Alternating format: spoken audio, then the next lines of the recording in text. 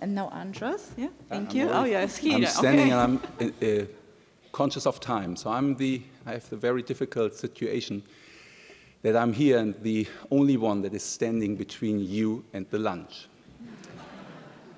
So I need to make the best out of it, and I hope to do that, and in a way. And to come back to the scenery of the Highland hilltops, I want to take you. You must imagine you are now really in the last step up on the hill. You see the lunch already outside. This is the top of the hill. And the only thing that is, as I said, between you and the top of the hill is me, or a steep climb. But what I have to offer you on this journey are beautiful views with a lot of color. And at the end of the presentation, you will also get a kind of overview of what you can see far away. Good. Let's go for this and describe a bit the introduction and what's the issue here. We've heard a lot about new trademark types today.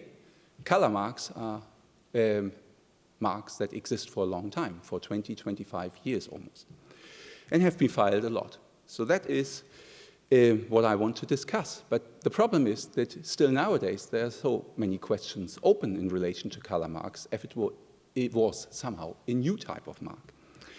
And this is a particular situation I want to address. These are two live cases, one pending before the Court of Justice, one pending before the General Court, about the question of graphic representation. I know we don't have any longer graphic, we only have the representation.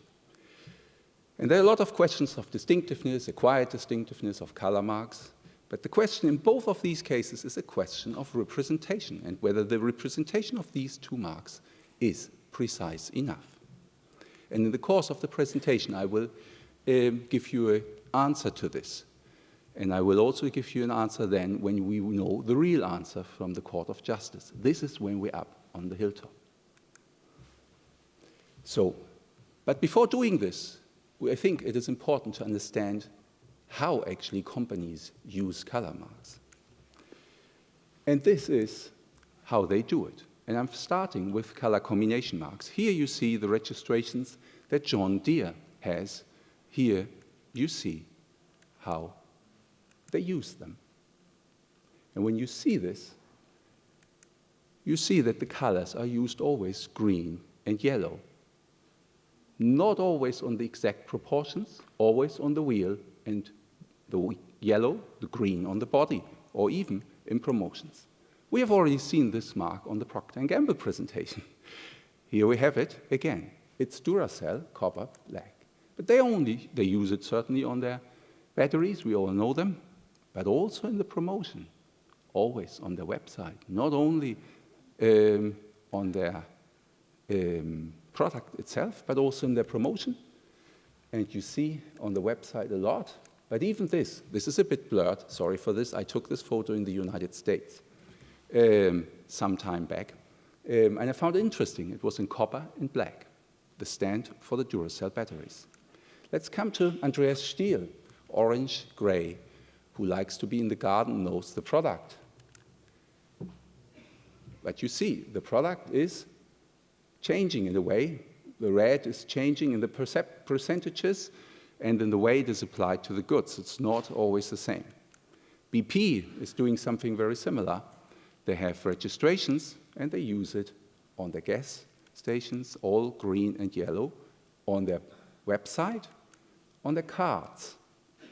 There are also some white involved. So the conclusion is, actually, undertakings operating in the European Union, when they use color combinations, use it in two ways. They use it in specific spatial arrangements, but always in the same proportions. That was Red Bull, I haven't shown them here, I come to them later, BP or Duracell. In the same arrangement, but different proportions, like John Deere or Stiel. So what about single color marks? Milka, lilac. Do they always use only lilac? No, certainly not. You need to show the trademark, you need to show how the product looks like. So it's not always 100% the lilac color. Still, the mark is a lilac color in 100%.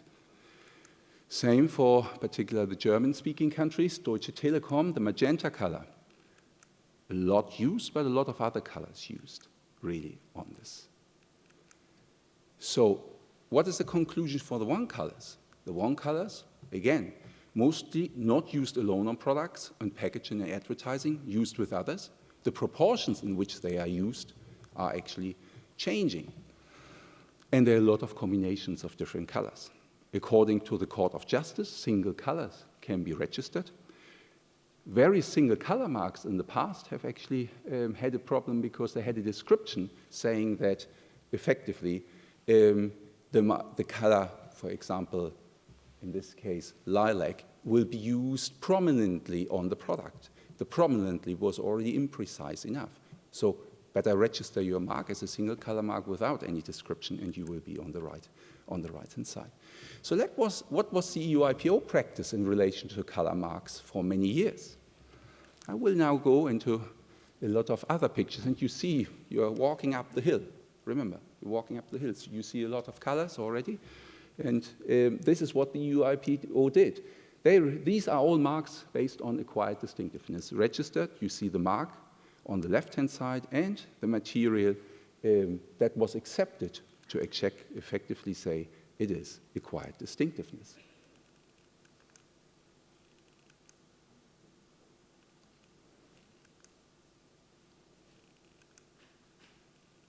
All these markers, again, registered based on acquired distinctiveness. And you see what I showed earlier. The colors are used in different proportions, but in the same position, or in the same proportions, but sometimes in a different position. So let's look at the case law of the Court of Justice and the General Court. The first decision was Libertel. I don't have to go into detail with this. It was the acceptance of single color marks as being registerable. The only question was to be effectively a mark that can be registered well, you had to give a color code. Then we came to Heidelberger Bauchemie, which is now, let's say, the basic decision. In that case, actually, this was a German application which was refused because of a description that had said the colors are claimed in any conceivable form. So it could have been 90-10 for blue and yellow. It could have been 10-90, 80-20, 20-80. There was one statement that is always cited.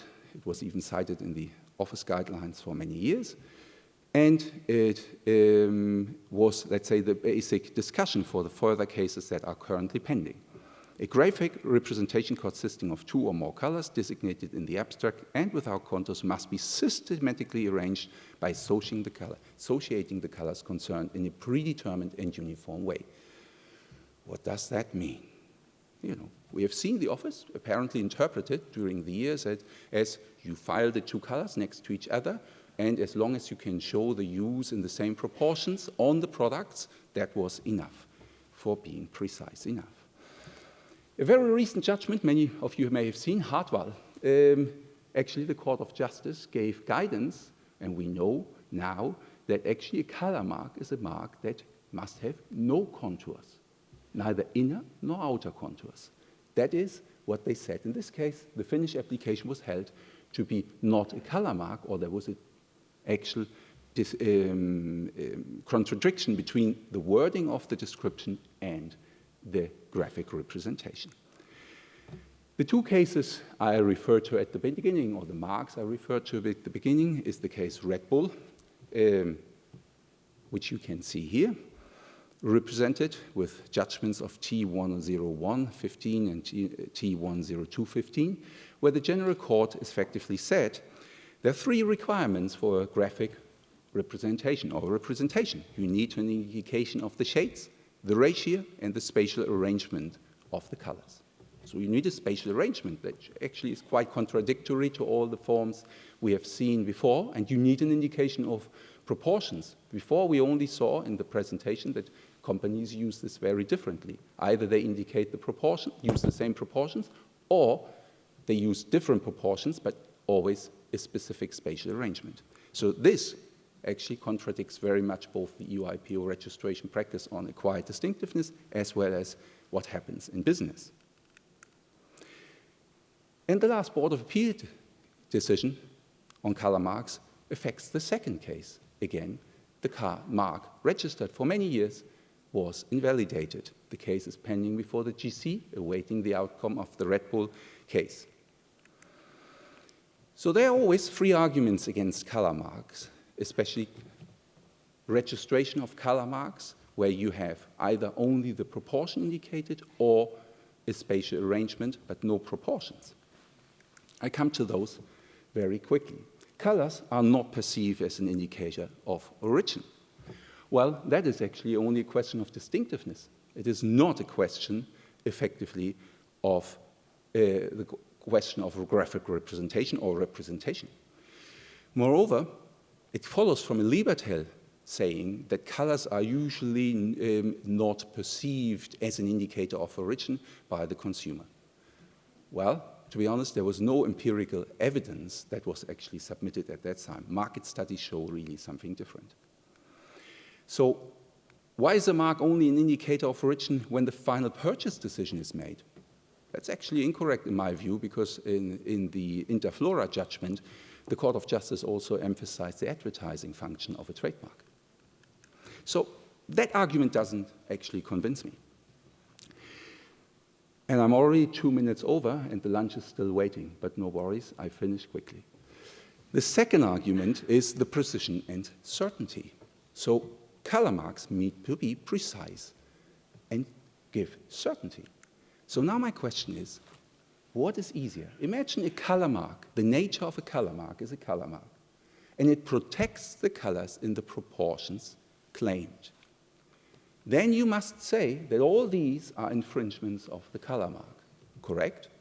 And everyone knows, oh, the color marks protects 50-50, and this is an infringement. Now, I give you the second example. Imagine the color mark only protects the colors in the exact spatial arrangement. So in the stripes, this is a color mark in the stripes on the left-hand side. So which of these bottles and cans is an infringement? Far harder to assess, correct? You will say, oh, wow, I don't actually know what to say. So effectively, if the real approach is that the proportions are protected, it gives more certainty. That is what the slide says. And the third argument, there is a limited number of colors. Well, to be honest, that is actually not true. If you look how many colors exist on the scale, there are many more than letters in the alphabet. And nobody ever questions that you can register a single letter mark, double color marks. Nobody asks you when you file a trademark how you will use your word mark for one letter or for two letters. I gave two examples. Volkswagen has a VW registration perfectly, and they are using it this way. LG also, a word mark for LG. But you can hardly, it could be actually GL instead of LG. Actually, you can regulate all this much better at the level of questioning the distinctiveness to protect the registration of color marks. So put the hurdle for the distinctiveness and acquire distinctiveness high, but don't exclude all these marks from the beginning.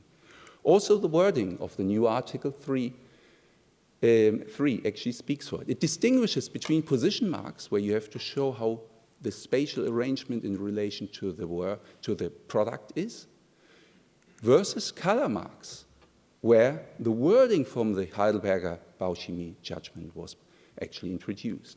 And this was done by the court because the court actually, overall, that is my view, wanted to give the opportunity to register different color combination marks.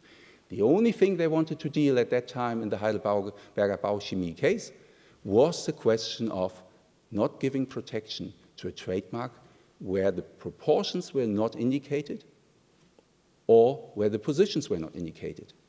Every color in any perceivable form, nothing else. So what are the takeaway points for you to go to lunch? And this is now the sections we are already up on the hill. We're all looking around and trying to see not only the lunch, but also particularly what is the future of color marks. So what we already know from the presentation today, from the case law, is that effectively these marks are out according to Hartwall, which I crossed out on the right-hand side. There are lots of color mark registrations on the EU register that actually figure these type of marks. They are actually not color marks. They can be cancelled. In my view, the ones in the bottom are actually position marks because they show the colors in relation to a product, and they are not color marks. The real color marks are the ones in the left-hand corner. Either you have the way it is described in the Stil mark, where you have an indication of the two colors without giving percentages, but saying how it is applied to the specific product, or you have an indication of the percentages, and then you can use the percentage in different ways on the different products. So my view from the hilltop for you in the future is this. This is how the system is and should work. On the 29th of July, there will be a judgment in Red Bull versus EU IPO, and we will know what is the destiny of color marks. Whether you can say, it was not worth to listen to Andreas. Today, I should have better gone to lunch. Or you will say, he was right and told us the future. Thank you very much.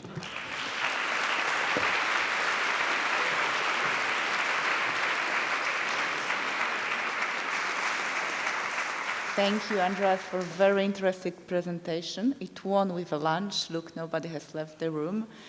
We are very late, and I think we don't have time for a question now, but I think that my speakers are ready for the question just after our session. So thank you for the speakers. The presentations were brilliant. The knowledge you gave us was really good.